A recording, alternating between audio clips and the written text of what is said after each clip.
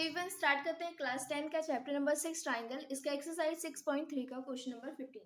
Question number 15 में क्या given है? A vertical pole of length 6 centimetre cast a shadow 4 metre long on the ground and at the same time a tower cast a shadow 28 metre long, find the height of the tower.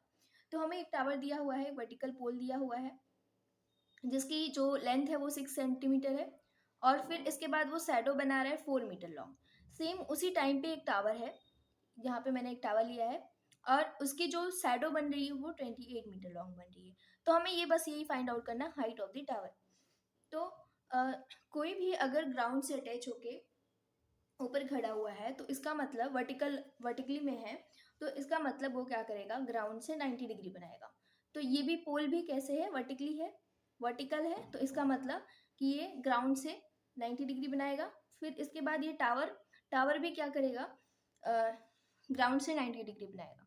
ठीक, फिर इसके बाद हमें क्या करना है, इन दोनों triangle को, अगर मुझे ये लेंथ निकालनी है तो मैं क्या करूँगी, इन दोनों ट्राइंगल को सिमिलर दिखा दूंगी।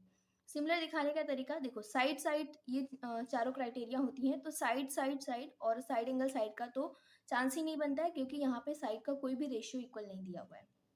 तो हमारे पास बचा एंगल एंगल और ट्रिपल एंगल। मतलब अगर मेरे पास दो एंगल ही मिल जाए तो मैं क्या कर सकती हूँ, इन दोनों ट्राइंगल को सिमिलर दिखा सकती हूँ। हमारे पास एक एंगल ऑलरेडी है 90 डिग्री, बस मुझे एक एंगल की और ज़रूरत है।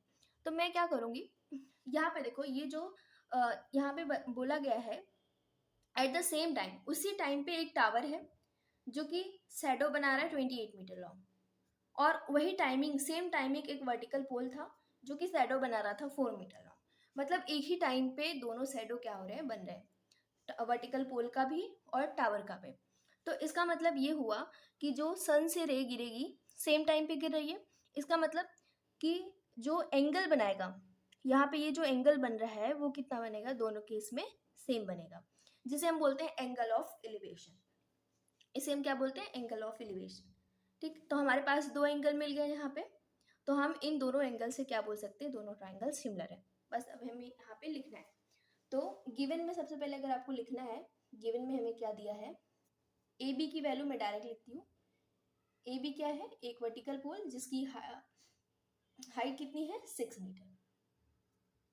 फिर इसके बाद बी सी क्या है, शैडो है, वो कितना लॉन्ग है, 4 मीटर लॉन्ग। फिर इस केस में हमें पी क्यू फाइंड आउट करना है।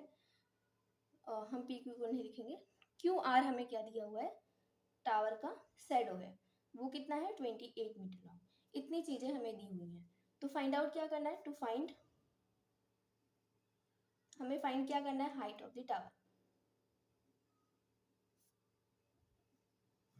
Height of tower, that is P Q हमें फाइंड आउट करना है। इसकी लेंथ हमें क्या करनी है, फाइंड आउट करनी है। तो हम यहाँ से सोल्यूशन स्टार्ट करते हैं। सोल्यूशन में सबसे पहले मैं लिखूंगी, दोनों ट्राइंगल को सिमिलर दिखाऊंगी। तो in triangle A B C and triangle P Q R, तो हमें एंगल, अगर हम देखें एंगल बी और एंगल क्यू, ये दोनों एंगल कितने हैं, 90 डिग्री, क्योंकि ग्राउंड से वर्टिकली खड़े हुए हैं, तो ये दोनों कितना एंगल बनाएंगे, 90 डिग्री बनाएंगे। सेम अब हम क्या करेंगे, angle C is equal to angle R लिखेंगे। अब इसका क्या केस है, same elevation, elevation in both, इसका मैं रीजन बता रही हूँ, in both the cases as both shadow, क्योंकि ये दोनों शैडो क्या कर रहे हैं, सेम टाइम पे कास्ट कर रहे हैं, are cast at the same time, इसलिए ये दोनों एंगल क्या है, बराबर है। ओके, फिर हम लिखेंगे यहाँ पे therefore triangle A B C is similar to triangle P Q R. अब इसका क्या रीजन है, by angle angle similarity criteria से। तो हमने ये एंगल एंगल सिमिलैरिटी क्राइटेरिया से इसको सिमिलर दिखा दिया। अब अगर ये सिमिलर हो गए, इसका मतलब इनके जो करस्पॉन्डिंग साइड के रेशियो हैं वो भी क्या हो जाएंगे, बराबर। अब मुझे ये लेंथ चाहिए, तो मतलब मैं ये वाला ए बी, देखो A B upon P Q is equal to, फिर हमें कौन सी लेंथ दी है, BC, तो BC अपॉन QR, इनका रेशियो मिल गया। इनमें से हमें 3 वैल्यू मालूम है, तो चौथी हमें ऑटोमेटिक मिल जाएंगी। तो इसका रीजन आप लिखोगे, if two triangles are similar, अगर ये दोनों ट्राइंगल क्या है, सिमिलर हैं, तो हम बोल सकते हैं जो इनका रेशियो होगा, रेशियो ऑफ देयर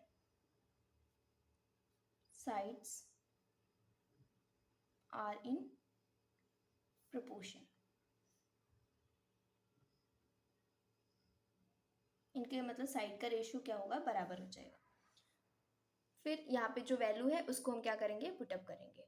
तो वैल्यू कितनी दी हुई है इसकी, ए बी की वैल्यू हमें दी हुई है, बी सी की वैल्यू दी है, और फिर क्यू आर की वैल्यू दी है। तो जो वैल्यू दी है उसको हम पुटअप कर देते हैं। तो ए बी की है 6, फिर इसके बाद पी क्यू हमें निकालना है, और बी सी हमें दिया हुआ है 4, और क्यू आर हमें दिया है 28।